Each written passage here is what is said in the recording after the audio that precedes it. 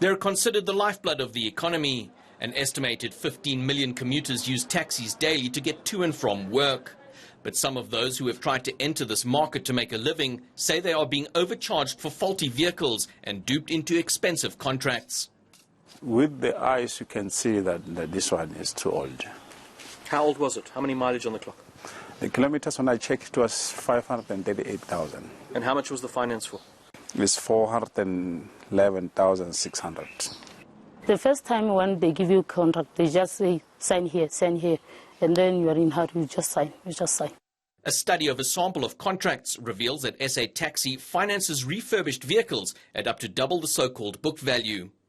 They are sometimes more expensive than the cost of a new vehicle.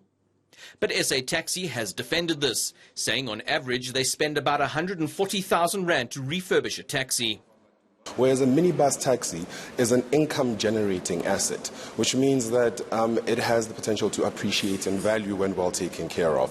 And that is how what happens then is, as we get that vehicle at the value that it comes in, it's already not necessarily at that book value that we have so far spoken about. However, what SA Taxi also does is each of these vehicles as they come in have their own damages, whether it's from a mechanical perspective as well as from a panel perspective.